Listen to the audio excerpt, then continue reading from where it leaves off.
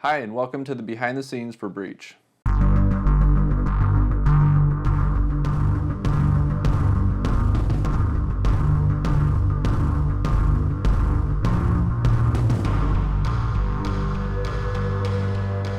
Alright, so for the internal suppressors, we used a chunk of PVC here.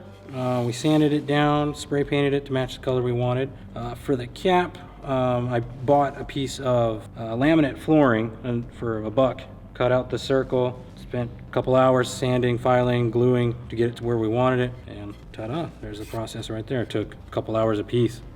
So we're going to be using blood squibs for the bad guys when they get hit, and we have some surgical tubing here and also some vinyl tubing, and we clamp the end. We fill it up with blood right here, and this fills up this little circle. We run the tubing through the clothing around the back, and the other end gets hooked up to an air compressor. We just connect it onto this, just give it a tap like that, and it pushes all the blood through the tubing and comes out, has a nice spray. For audio, we use two Rode mics, the SmartLav Plus and the Video Mic Pro shotgun mic with the Dead Cat. For recording dialogue, we used the lavalier mic, and we hid this on the actor's clothing about 6 to 8 inches away from their mouths. The mic plugs into your smartphone, and we use the Rode app for recording, which is a great tool for customizing and organizing your audio files. Both of these mics were essential to getting the clean audio that we needed for our shoot. The Sony FS700 was our main camera, allowing us to shoot slow motion at 240 frames per second. The Nikon D600 was used for most of the other shots. For stabilization, we used the GlideCam HD2000 and a fig rig.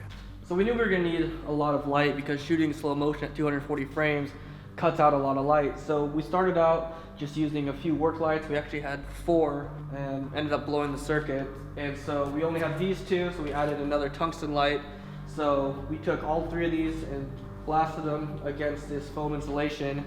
And then I was able to grab actually 2 HMI lights, and we were able to bounce those off as kind of a front fill onto the actors as they were coming in, shooting the slow motion through the doorway. This is just like insulation foam that you can get at Home Depot for $8. It's pretty much the same thing as beadboard that you would get online or at a rental house, but way cheaper. So check this stuff out for a really cheap solution for bounce boards. The special effects were created using After Effects. To make a realistic gunshot, we layered many different elements together, starting with smoke, fire, light created from the blast, environmental lighting, and shells ejecting from the gun. We also layered in flying debris and more smoke to simulate bullets hitting around the actors. Thanks for watching the behind the scenes for Breach. Hope you enjoyed it.